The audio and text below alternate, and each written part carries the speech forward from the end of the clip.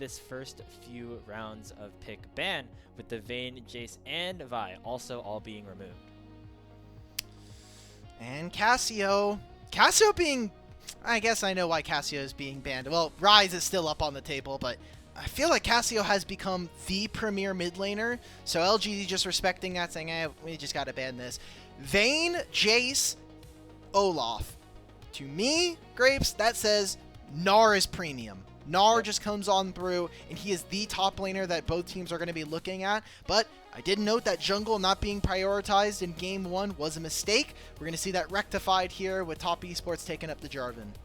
Yeah, you would have thought that maybe Creme or Tian would have liked to have that Lee Sin that Heng ended up carrying Game 1 on, instead opting towards giving Creme that Orianna. LGD going to respond by locking in the Lucian Millie. Remember, the Lucian was banned against Shaoye in the second phase of game number 1. The response to this has been the Cog Lulu. We saw it just in our last series, Alk, and it might end up coming through again. Didn't end up being a winning one for Weibo, or for NIP, I should say, but potentially a chance for them to do that, or maybe just go for the more traditional Caitlyn lane instead. Caitlyn Elise, or Lux, but preferably Elise, because I think it'd be really funny to have to watch JackeyLove and Zhuo play something a little bit more skill intensive. It'll be the Karma instead. So we were kind of joking that, oh, there's Ezreal gone, so like what other Karma lanes? It seems like we're going to get a Caitlyn game here, which if I take a look, it is going to be Caitlyn, or JackeyLove's second Caitlyn game of the year. Already some decent looks. I think you have a strong enough laning phase, but it's not cut and dry. It's not like, oh, we picked Caitlyn, Karma, now we win the bottom lane. Lucian and Melio can really start to whittle away at them, and now with a Nocturne, starting to like what LGD are putting forward. Yeah, Heng has had good experiences and some bad experiences, if you remember from last split on the Nocturne throughout 2026. So that's going to get another lock-in for him as we head into the second phase of the ban. Looking for those solo laners, things like the Gnar, certainly going to be targeted either in the pick or the ban phase. We'll see who exactly wants to play chicken and take that one away first. Also some heavily prioritized mid laners that could be taken away, like the Syndra. We've actually seen that in terms of champion pools.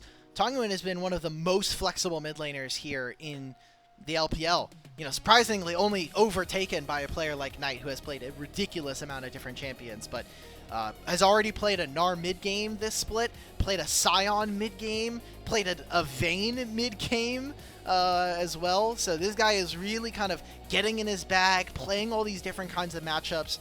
Wouldn't be surprised if we get something like this here, especially with how pinched the pool is going to be. Ryze, Syndra, potentially an Ahri and an Akali could get banned, so then you're looking at like, ooh, are we getting into like the A or the B tier level mid laners on the patch? Yeah, things like Aurora then start to maybe rise up a little bit. Yeah. Lysandra was, I think, banned away in one of these games, but also could potentially have some heavy lockdown, you know, against some of these backline carries like the Lucian and Caitlyn that have already been selected. Gnar and Jax, the final two bans. We'll see what LGD specifically wants to grab here. A Jax ban could signify a number of things that they'd want to lock in, including that Renekton, which has been one of Burdol's specialties. Renekton into Karma and Caitlyn feels a little tough. And then Top Esports can just respond with a Cassante in kind. I like this a little bit better. Give your top lane a better matchup. Akali's matchup spread right now is even to like slightly losing early. And again, another situation where we're taking away a champion that his opposition is very well known for. Creme's Akali is one of the best in the LPL, so I'm not surprised to see this taken away. Top Esports have a very burst reliant draft, but when I see Caitlyn and I see a Karma, to me, I would actually rather play a game where we're slowing down, we're stopping our opponents from moving forward, we're building that drop line, allowing for multiple rotations of headshots and 90 caliber nets, but that doesn't seem the case. It looks like Top Esports really want to lean into the heavier bullying style of their comp. Yeah, and the Aurora really speaks to that. You know, in terms of other counters, you could have thrown at the Akali. The Galio for Creme certainly could have come up, but instead feels like they want a little bit more damage, a little bit more volatility with the lock-ins of their solo laner. It's going to be that Aurora for Creme and Zuian piloting the Renekton. We'll see what LGD want to answer into this. There's still a lot of potential counters to the Crocodile on the board. Dr. Mundo could be a big threat without a ton of tank killing ability on TS's side. Mundo's really good here. I mean, you get no damage from the Aurora. Caitlyn's going to be there. It's going to be Zuian instead, who has a slightly weaker lane into Renekton, but he gets the 3 items, and he is unkillable here in this game. So LGD, their comp is quite fragile, but I think they have many ways to play. I'm looking towards side lanes. You have a Nocturne with a Kali and Zuian. I think you can turn fights very easily and burst your opponents, whereas top esports, again, very plain, but it is a consistent enough team composition that I think in 90% of games, you're going to have very simple to play team fights that whittle it down to just, can we execute? And this time, I feel like the early game onus goes more towards TES because you have the winning lane top, you have the range versus melee in mid, and then you have the range advantage in the bot lane as well.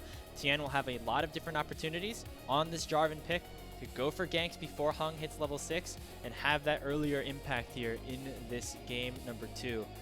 Top esports, they can get to that early lead, they can really start to bully with things like the Caitlyn Karma in their pocket when it comes to these neutral objective fights. Top esports have not lost a series in over 2 weeks since they ended up playing against anyone's legend a couple of, back in the start of week number 2. So it has been quite a while since they have been put in danger like they are in right now against LGD. LGD, on the other hand, have not won since the opening day of split number 3. So it has been a long while for both of these teams to put themselves in some unfamiliar positions. We'll see if TS is able to even up this series or if it'll be a rare sweep for LGD as we're on to the Rift for game number 2.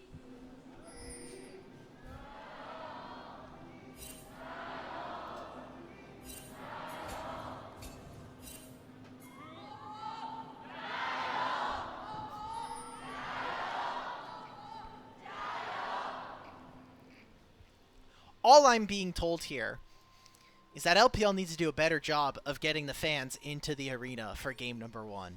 Every game 1, I feel, has like the weakest GIOs of all time. Listen, and then game 2, they come correct. It's 3 p.m. on a Thursday. Not a ton. Okay. I would imagine. I'm not super knowledgeable on the Eastern, the Chinese work culture specifically, but I have to imagine a lot of people are clocking out at that time. Like they're not able to get into the arena yet. That's my cope for them. Well, look, if we can get the LCS arena filled up for a DSG dig game, I'm sure we can do it for top esports LGD. Hey, we moved back to weekend, so that's true. Not the case over here. As we get an early invade for Tian onto Heng, it's blue buff. Already has that Conqueror proc, and Creme has that push, obviously. You so don't we'll win be this. able to prioritize this. Heng has the lethal tempo proc, but now he's gonna have some assist, so he flashes over to pick up first blood as Creme ends up trading it. And Heng unable to steal away the blue buff, but still will be able to get a kill. I mean, that's first blood. That's 100+ gold you're getting on top of that one.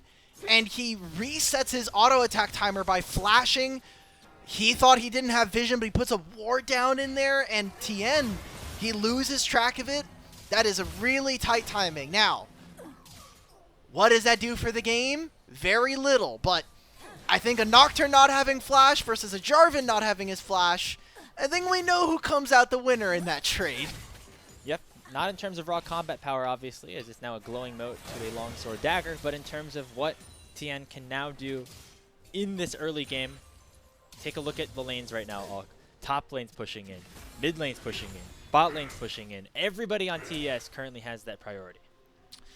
But it also means that because Tian got interrupted on his clear, now his ability to get onto the map, those timers, are a little bit weaker. Shaoye, brother. That's a lot of shielding, but not going to be enough. JackeyLove just picks up the 2v2 kill down there.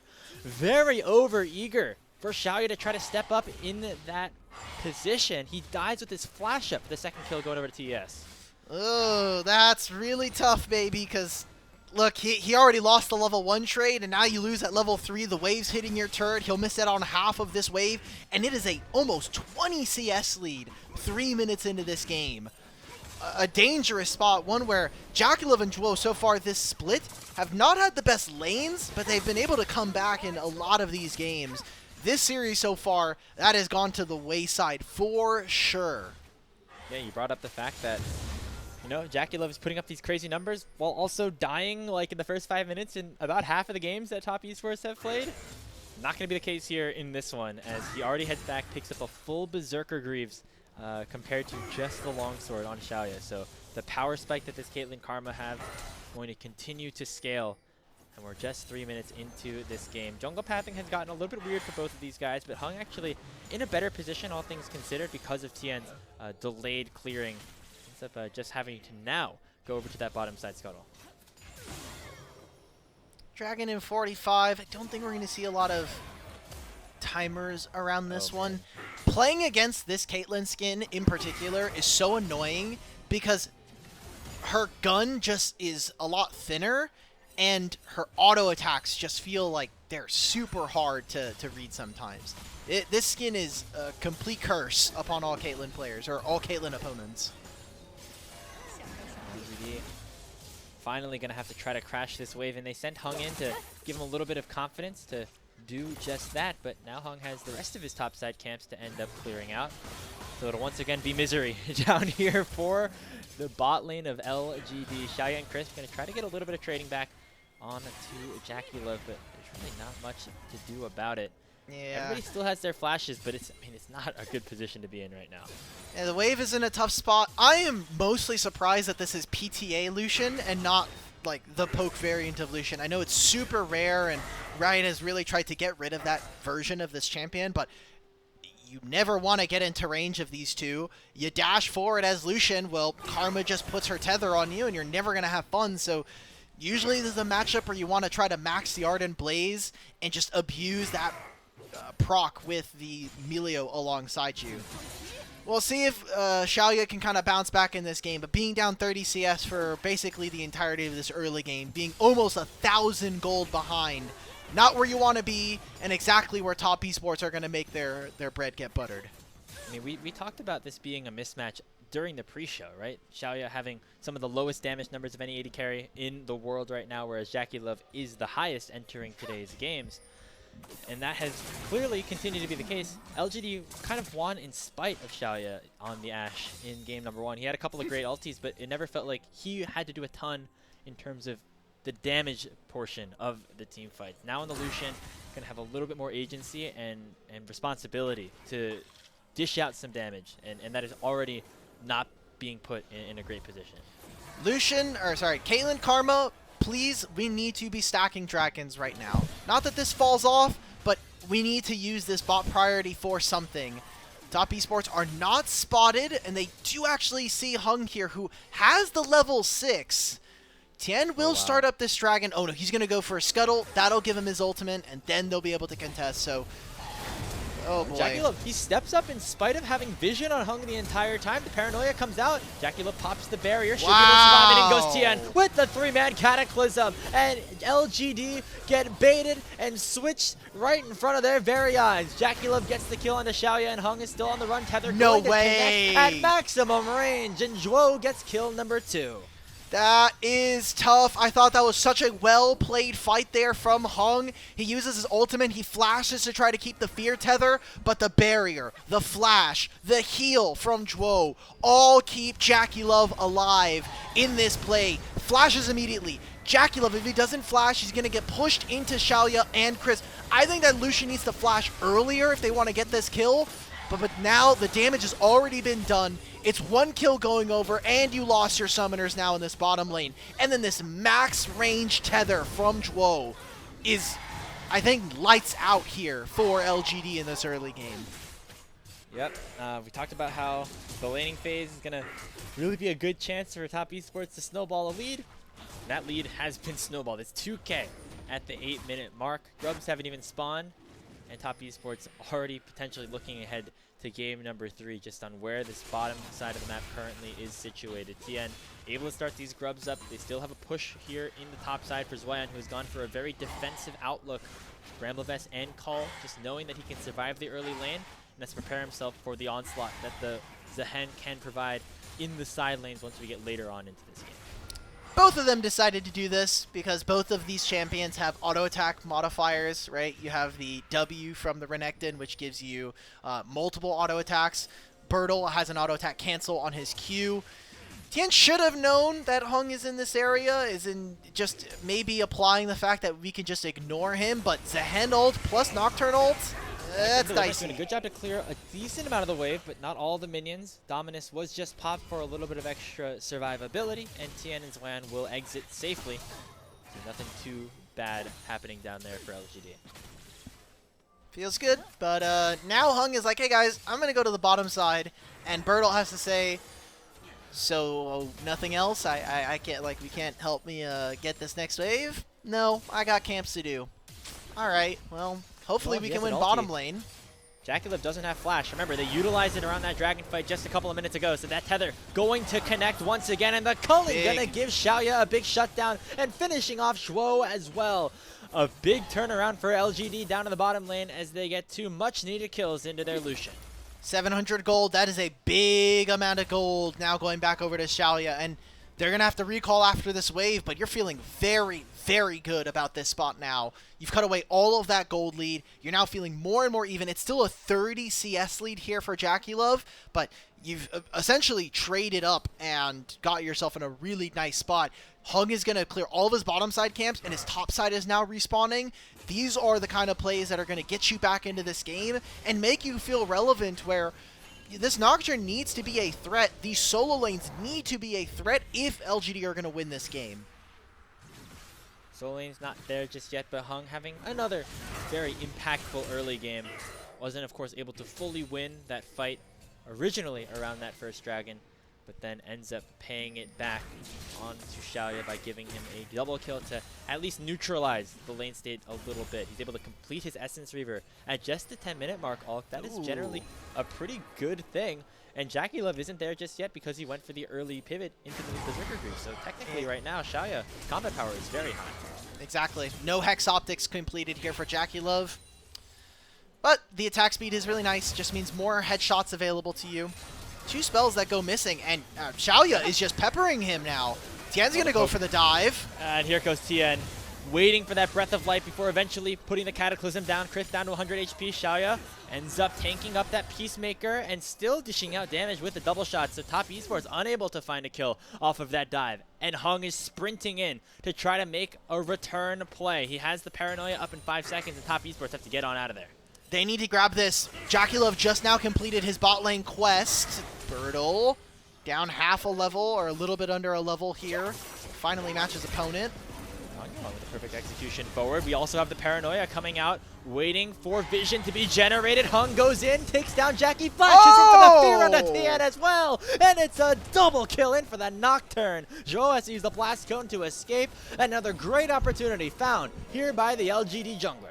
Yeah, it doesn't even matter that JackeyLove finishes his quest first. They're just getting kills now into this bottom lane. Heng finds his third, getting that kill onto Tian and JackeyLove. Tian just fail flashes into the wall. That is really important gold to be giving over. And again, these solo lanes, yes, it is minor leads right now for Creme and Zuian, but this Akali is going to be able to have 1v1 kill pressure onto this Aurora later on into the game, and Zehen is going to be an unkillable beast later. JackeyLove, they get canceled. You just need to respect the timer. I don't see why we have to be able to fight here. Took a greedy back, tried to do it in the tri-brush. LGD checked his gangster and said, you don't have it like that, brother. We're going to take a free kill. Small interaction maybe there. Heng ulting Tian instead of JackeyLove, knowing he had the damage to finish off the Caitlyn with just the Q. Utilizing all of the possible damage that he had onto the Jarvan that was a bit more of a tankier target to end up picking up a double kill for himself. Has the Hex Plate now, waiting for that completed Smite upgrade. He is in a really good position over Tian, like he was in game number 1. Another game where it is, this LGD jungler who didn't have a ton of expectations going into this split, having the better early game over his counterpart.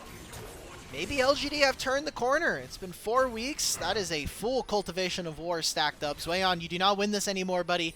I was hoping that it would be after the first item, but it's already starting to go in favor of the Zehen. And now they've rotated both bot lanes up to the top side. This is going to be the fight for the Herald here. Shaoye still hasn't completed his AD carry quest. And once that's done, the gold is going to be even. This is essentially an even game state here. One where, despite the big lead that Top Esports had for bottom lane, they never even got the dragon. Yeah, it was LGD that ended up picking it up because of that failed play. The teleport comes in from Tangyuan, try to push Top Esports away from Shelly as it's spawning in about a minute's time. Dominance has been popped by Zuian, looking for that empowered W onto Burdol. He does not have the passive stacked up just yet. Could be an opportunity for him to flash in. Lands the Call of the Meek. Not going to be able to finish the kill though as Burdol survives with single-digit health. How is that even possible? Maybe it's a grass proc, and Heng, they're not going to even play for Herald. They need to go for this. Tian's on this side of the map, but Zuian is going to think better, move off, give him the wave. Such a tough spot. I know as a top laner, that is one that really hurts there. Not being able to grab that kill definitely would have been nice. Especially knowing the matchup just gets worse from here on out. Sure, Zuian's going to be able to pick up his Black Cleaver, but the Triforce also now in the Zehen's inventory. That empowered Sheen proc going to be even more threatening as Burdol really coming online at this point in the game. Herald about to spawn, LGD gaining position around this topside river. They have teleports available here on the Zehen. They can just send Burdol right back down there and force the 5v5 at their own pleasure. So Tangyuan is not going to recall. Creme gets his back. It's going to be half a level here for Tangyuan. This is crazy. I know the idea that Tangyuan being a top half mid laner in Group Ascent may have made some people balk. So far, I mean, he's doing it against Creme.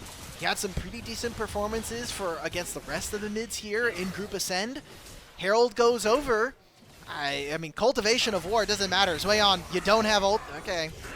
Yeah, you're going to get some healing here with the Grim Deliverance and proccing the passive, but now the HP advantage certainly belongs here for Burdol. Zuian just has to run on out of there, only taking that cooldown as his reward. And now Burdol is going to have tempo here in the lane, potentially even canceling the reset. And yeah, Zuian's going to be not too happy about that. Keep canceling him, keep him off the wave there. Great job from LGD. I'm starting to get excited here, Grapes. I may have just said the E word. I didn't want to, but I'm feeling it. It's starting to get me pumped up here because this is LGD with strong early games, good mechanical performances despite some mess ups, and I mean that's all you can really ask for from a team that's 1-7, and they might be able to do it. They might be able to find themselves a 2-0 win. I know it's very early, but all of the conditions that Top Esports needed to win this game with early have not at all materialized. Yeah, despite what was a terrific start to the early game for Top Esports. They were up 3,000 gold just 8 minutes in, and all of that lead has suddenly evaporated, and now sitting at less than 500. LGD really being able to come back into this, and you talk about the late game prowess that this team's going to be able to have. Side laning presence with the 1-3-1, Nocturne in the back pocket of either of these solo laners. Going to become even more frightening for Top Esports to try and deal with, and they don't necessarily have a composition that just instantly wins the 5v5, right? They have to still play around correct angles, waiting for Tian to be their lone source of engage. Like, it is not super easy to win the team fights here for TES, as maybe Tangyuan going to be focused down by Tian. He wins and this! Paranoia comes out just to force the flash away, as we have some teleports coming in with a dragon available. Going to be a full-on 5v5 brawl as Burdol dashes away upon completing his TP. Shaoye and Crisp a bit separated from the rest of his team, but the culling going to force Tian away. Half HP already for the Jarvan, and the Rift Herald has been summoned, but now it is LGD taking a whole lot of hurt as Between Worlds come through from Creme, but he's out of mana at this point. Burdol jumps into the Rift Herald and finds a knockup onto 3, and Tangyuan looking to finish off a couple of other kills. Shaoye at 300 health has to get away from JackeyLove, who has that full lethal tempo stacked, and putting in headshots onto the opposition. At the end of that skirmish, nobody ends up going down, and the dragon is still up for the taking with Top Esports controlling the river. No perfect execution just makes this fight so much tougher. We're getting a teleport back in. LGD might lose the dragon, but they're going to look for a team fight win right afterwards. Creme, this damage onto Crisp is not real, brother. Smite secured as Top Esports deny the soul stack at the moment for LGD. Teleport from Tangyuan not yielding any fruit, at least just yet. Issues the active of the Gunblade onto Tian and the Shuriken flip, but does not proc the E2, so allows top esports to back away with LGD gaining prio mid and the enemy blue buff as a trade. Am I allowed to say that I don't really care that the Dragon went over to TES? Like, you just got another 2 plates in mid, you're getting gold off the back of this trade, and it just feels like top esports, the damage is not quite there. Caitlyn's about to finish in Infinity Edge. Creme is close to finishing his Shadow Flame, but came into that fight with some bad odds. If LGD hadn't expended some of their abilities right before this fight, they could have turned that and won this fight out-handedly. Tangyuan has that ulti now, and so does Heng. They go straight in onto Tian and punish him at his own red. A huge kill picked up once again for LGD as they gain control around the map once more. Oh, brother, this is getting so tough for top esports. Look at the gold lead that Heng has right now. 2,500. They're going to try to make this play onto Burdol. They know that Tangyuan has no teleport, so Burdol's just going to have to give up this wave and likely the entirety of this structure. A little bit of gold going back to TES, but I think you're getting so much from this. Top lane plates, mid lane turret. This is an expensive trade coming in for top esports. Could be the entirety of that mid lane power as top esports instead looking to dive Burdol, who pops the Grim Deliverance, won't be able to stack up the passive, and Zuian will get the kill. Heng chasing him down potentially with the bot lane still situated mid. Only 1 plate remains on that tier 1 with Tian there to just clear the wave out. They're going to keep going. They've got 3 grubs. You might as well, but they don't have a wave, so more plates, right? 2 plates in top lane, 2 plates in mid here, and the Crystalline Overgrowth grew just enough. So LGD will finally get themselves the mid-tier 1. They end up trading 1-for-1 in turrets, but I still like this here for LGD. And now they're going to have, I think, better conditions set up for trying to play the map a little bit longer.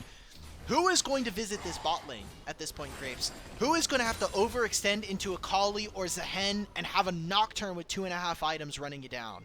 Yeah, I mean, if you're LGD, you run that back again, because the next time JackeyLove, Shaoye, and Tian all come towards Burdol, the rest of LGD is going to Baron, and they're taking it down. Now that objective on the top lane has spawned and will be a big iota of pressure for LGD to play around, knowing that they have this heavily side laning composition. Playing towards top side, Kali's getting a reset. Personally, I don't know how I feel about these matchups because Renekton into Akali is typically a winning matchup for Renekton. But Zuian also has 0 MR, so upgraded tier 3 Sork boots coming in from Tangyuan makes him a bit of a lethal killer in mid lane, or in this matchup versus our top lane. Paranoia coming out on top of the calling. JackeyLove going to be the instant target. He gets away from the tether, but still going to be chased down by Heng, and Shaoye ends up picking up the kill. 1-for-0, and now Zhuo going to be taken down next. A double kill in for the Lucian. Zuian has popped his Dominus teleport coming in from Creme as well. Grim Deliverance out onto Tian. He gets dragged right back in, and Shaoye could be looking for a third. Tian ends up flashing away, but with a numbers advantage. It's LGD winning out on the fight, and maybe looking towards the big purple worm. What did we talk about? How do you protect this backline as top esports? You have an Echoes of Helia, that's great damage, that's great shield mitigation, but the Baron is just being started up, and now JackeyLove and Zhuo are still sitting in the base. Teleport from Zuian, and top esports are going to need a miracle and a half. Yeah, Tian rushing back to base, but he's going to get focused down already between worlds from Creme. Hits onto all 5 members, and LGD peeling away from the objective to look for the kills. They will find Zuian, but with JackeyLove and Zhuo respawning, top esports succeed in their mission in canceling the Baron, and they could even have picked off Heng. Flag and Drag will connect onto him, and Heng might have gotten caught out trying to recall, but Crisp is here and the reinforcements have arrived. The Ultra Mega Fire Kick blocking Tian out, and LGD will take 2 more deaths.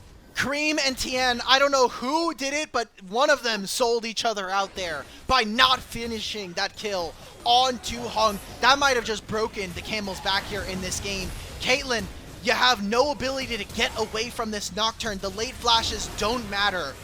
Flashes be damned, you're still going to get run down, and we come back to life, and now Creme, I mean, he's just dead underneath this turret. Tangyuan flies in with a perfect execution. That'll be the turret to follow. Maybe even the Baron if LGD really want to push their luck. They don't have a ton of damage onto it just yet. They're just going to take their reward in cash. Tier 1 on the top side picked up for the Akali, and that gold lead extending to nearly 4 1,000 on LGD side. They can rotate back over to the Dragon, pick up their second one of the game, as TES are instead forced to overload topside, but Tangyuan is never in a situation where he would be in danger, as LGD continue to snowball this lead and create ripples throughout Group Ascend as they search for their second series win. Be massive for them to win this series. I always come back to itemization because it's one of the easiest points that you can just win free points and kind of help your team win. I pointed out the Echoes of Helia. I would love to have seen Zhuo actually go for the McHale's. I think the minuscule heal that's attached to this item, as well as the ability to cleanse, what is the single piece of hard crowd control that you can actually cleanse in the Fear, allows for JackeyLove to feel probably a little more empowered in a lot of these fights. But maybe that's the second item. Maybe it's an item we don't even get to, considering the fact that Top Esports are just losing this game outright versus LGD. Dragon is finished, and just more and more items are starting to come online for them.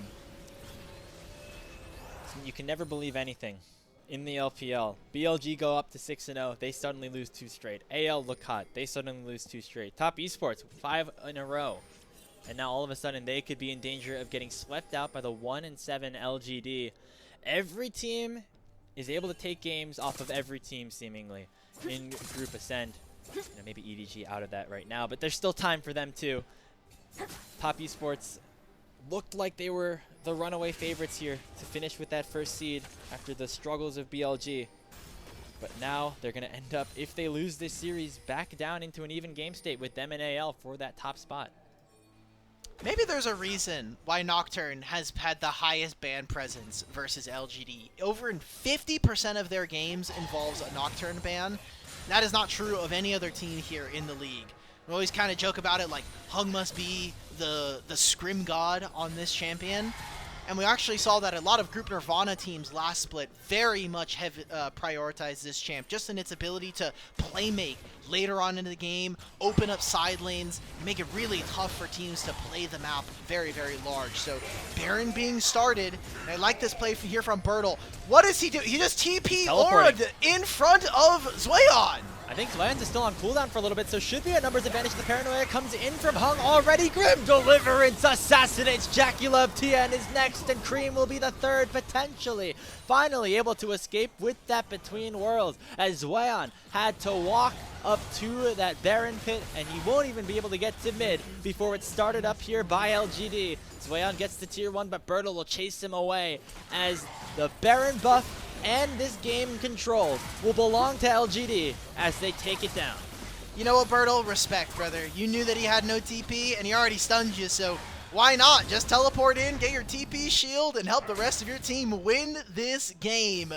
Baron claimed by LGD, and that timer, I look at it in the top left corner, 3 minutes, just so happens to coincide with a potential Ocean Soul here, as this fight, this is insane timing, by the way, because he's still fighting Zuian, but he has to pan his camera all the way up for this fight. The fear from Heng.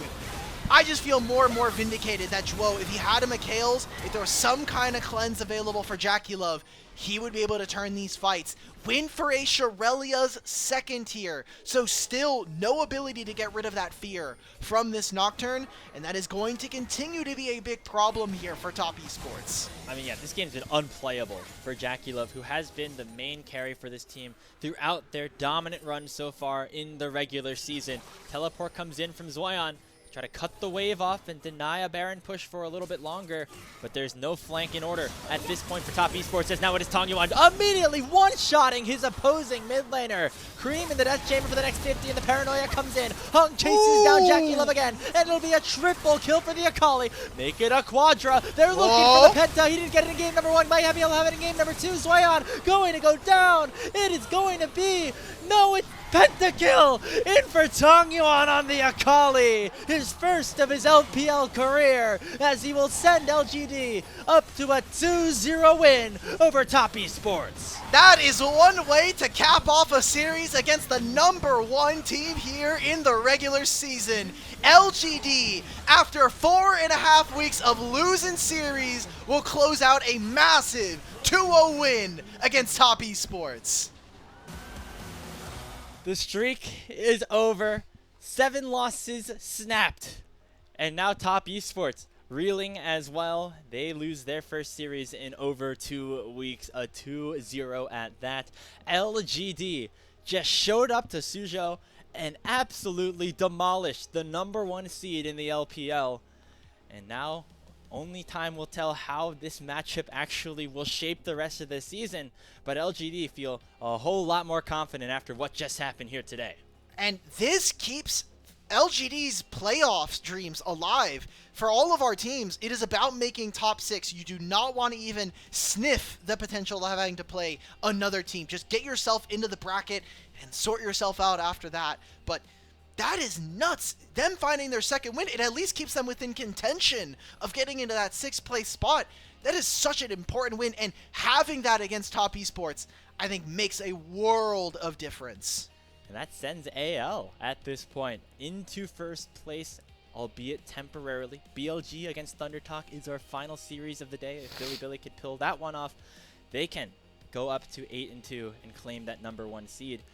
But this win, crucially, here for LGD, means that no team has been able to confirm a playoff spot just yet.